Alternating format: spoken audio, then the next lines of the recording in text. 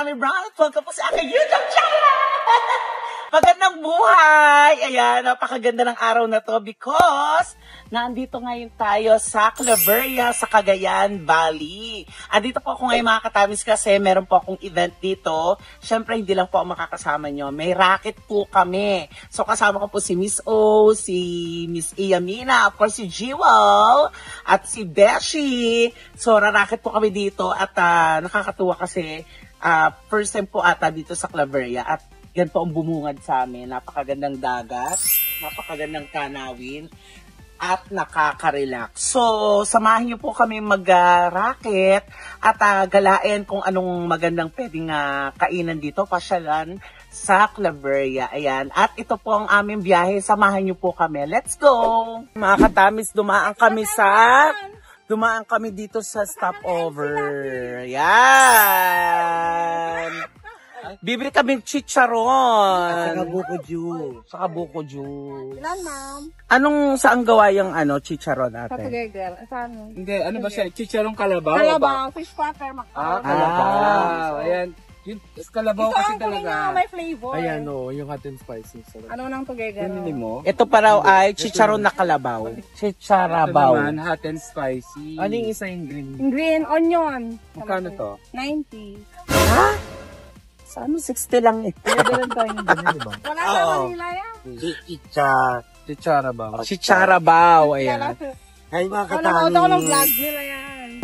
Parang may pinagawa ka. Wala. Kaya ka na yung ganun. Nagyawat. Tagahawat mo. Meron yun, ma'am. Kain muna kami chicharon. Si Tami. Parang ang baho nung ano. Ang dami ko kasi nakaing Jollibee at saka si Miss O nagpakain sa airport. Babae lang si Iya, gano'n. Ayan. Hello po. Palda-paldahan, gano'n.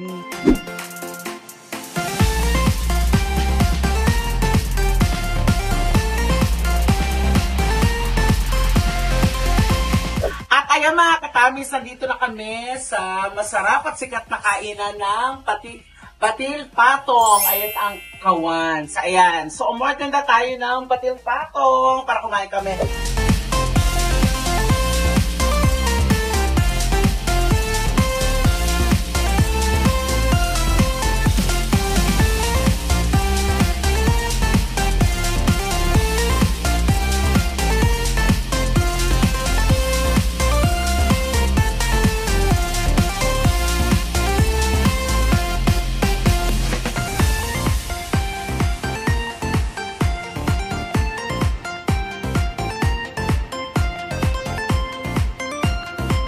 Let's go natin na ate ako natulungan na. Ayun na!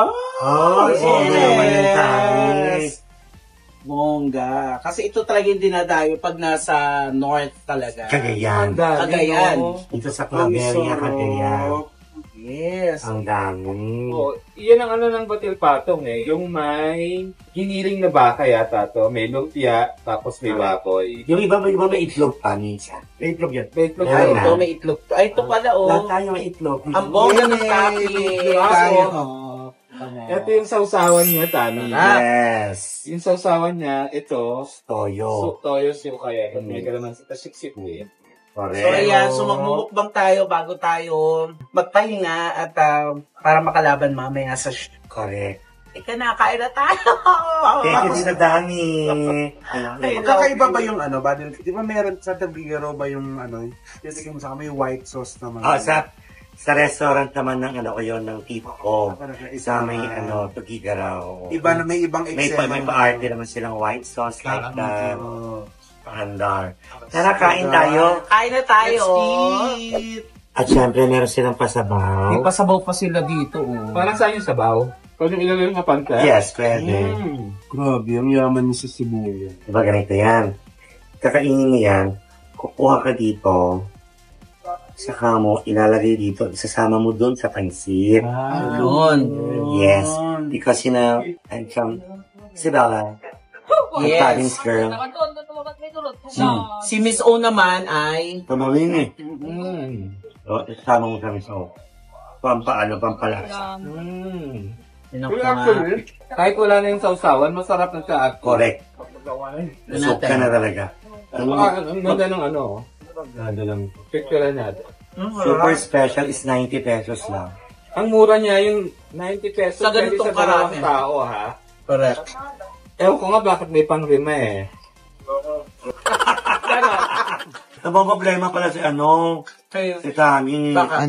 Kasi yung sasakyan niya, Mareker. Amutik mareker. Direct Oo. daw dun sa labas ng parking. Anong ginawa ng mga Yung kasi bawal talaga kung saan sa mag-parking, ganyan-ganyan. Kaso sa sobrang pagmamadali, yung mga kasamahan kong nasa building, nakuha yung kanila, kakasal. Ayun kayo. Yung sa'yo hindi nakuha? Wala, tinignan lang daw. Paano tingin? Yung Ay! parang daming gamit. Oo, ano ba to? Kotse ba to? Bahay ba to? Parang may amoy yung kotse. Pag huwag yan. Ano mo, nasa biyahe po ako, pero parang nag-aalala ako doon sa kotse ko. Tsaka daming gamit, sabi ni Siguro na Pero hindi hindi tayo, kotse yan, orokan niya. May gulong nila. Cabinet. pero hindi sure tayo kasi 3 days po kami dito sa Cagayan. Sa Claveria. Yan, Nandito po kami sa Claveria, Cagayan. Second time ko na po dito sa Claveria because last year, sinama ko naman dito si Maki, si Petty, at saka si Ai. Kayo pala yun. Yes. So, second time na nilang kumuha sa akin ng performers. Kaya naman sa mga municipality dyan, sa mga LGU, kung kailangan nyo ng performers, kontakin nyo lang po Correct, ako. ayan. Chris O. Pagkakatiwalaan. Correct. Ay, na tayo. Kain tayo, tara. So, ayan mga katamis, kagigising ko lang. At ayan, napiprepare na kami para sa aming event, sa racket namin. Of course, with Mamu Iya. Siya, ligo na siya. Fresh! Yes, Ayan, guys, siya. Ganyan siya mag-ayos. Diba? Siyempre, kailangan natin flexible. Yes.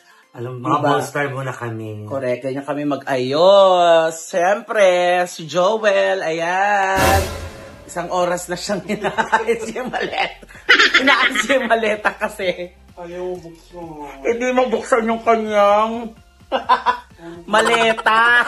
Naloko yung number yan. Yeah. Nagloko yung lock. Ayan, hindi niya mabuksan. Parang nabago yung number. Parang pinalitan sa airport. Ha? Sabi na si Tami kanina sa airport. Oo. Dumaan na yung maleta niya. Sabi niya sa maleta niya, ay, hindi akin yan, parang lumiit. Hindi akin talaga. Tapos hanggang sa ICU na lang Ay, nakita. iisa na yung umiikot. Ayaw niya pa talagang angkinin na sa kanya ito. Hindi nga yan yun. Hindi sa akin niya. Tapos pinasa niya. Gonzales. Tara na. So, ayan. So, mag-ayos kami. Yan ang gamit ko. Yan. Kalachi din. Diyan kami Diyan na lang ako mag-aayos. Mamaya kapag namin yung finished product. Yes, at syempre, dun sa aming racket. So, ayan, mga katamis, mag-ayos muna kami. Bye! At ayan, we're finished na, mga katamis. So, nakapag-ayos na kami. Itong outfit ko with bots. Syempre, si Jewel, nabuksan. Congratulations! Nabuksan niya po yung kanyang maleta. Ayan. Nabuksan ko. Tapos nakakatuwa. Wala nang laman. See you later, Claveria. Yes, syempre, kasama namin si Mamu. Yan, Ayan rest siya, na tayo. Yes, ayan siya, di ba? Ganon. Ang sabi ng driver namin, ang kasama ko namin mga beauty queen. Miss Universe. Miss Universe. Syempre si Miss O, busy siya sa mga details ng mga info na mga babatiin namin, gano'n. Tapos, ito na yung crowd, ayan yan. Diyan, malaking venue yan, concert venue dito sa Claveria. Daming tao. Daming tao. Ano pala to, Parabor Grand Concert ang Lakay-Lakay Labig Festival. Ano yung sabihin ng Parabor? Parabor is blessed. Okay. Akala ko yung bata. Parabor. Palabo yun. Ayan. Ang parabor ay, blessing. Ay palang ibig sabihin. Ibig sabihin pala nun. Tsaka ang bongga dito nila kasi naka-buffet. Ang mga artists, mga performers, pilay band, at ang ganda ng kanilang holding area. Yan, ka-buffet. Hi kayo dyan, ate, hi! Ayan, sila nag-aasikaso ng mga food namin. At, eto na. Standby na po kami, madlang people, mga katamis. At, ayan, magsushow na po kami. From Vice Comedy Club, here are your celebrity comedians. Here are Jewel Jensen, Tommy Brown, and Iya Mina! Bilisan mo. Ay, palakpakan nyo naman, tinalo kay ni Doris Brigonia.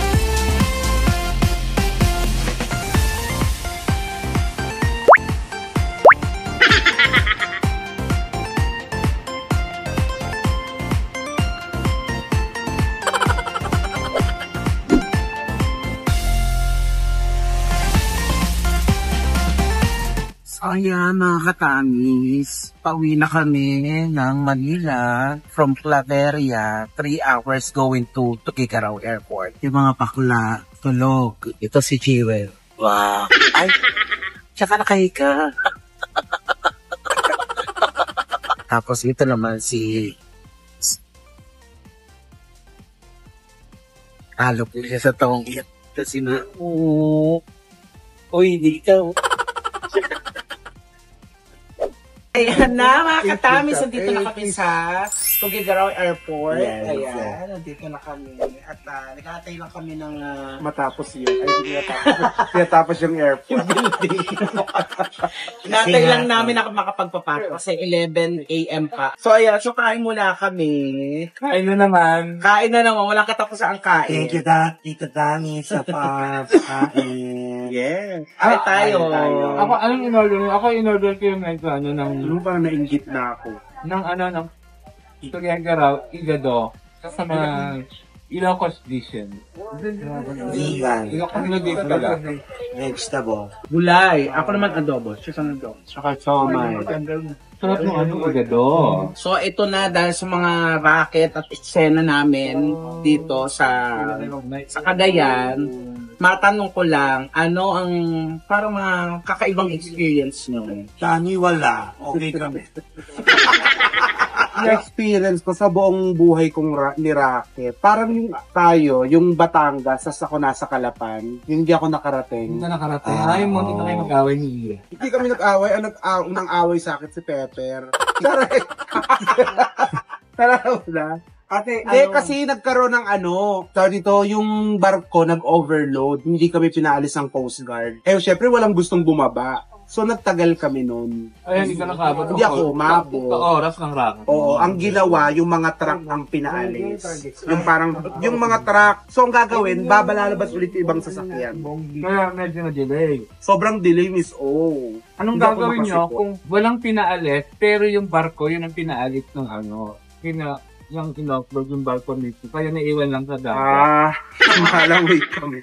Nakasakay kami sa trailer. Nagamay mas malala pa doon sa atin. Saan? Nasa barko din tayo, di natin lumilindol na pala. Ay, oo! Yung lumindol sa Batangas. Hindi mo kasi mararamdaman ang lindol. Galing tayong Romblon. Kaya sa pinaka-worst ko siguro yung sa mga dating nakakatakot na lugar, yung Maguindanao. Kami ni Ian. Ganon, kasi makaputukan ta dati ng mga issue report.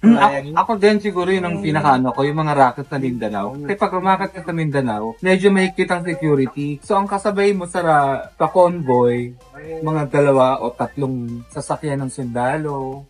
Kasi yung takbo, Fast and the Furious. Oo, lalo na pag gabi na, mabilis talaga yung takbo. Sobrang dilim kasi. Pilampil.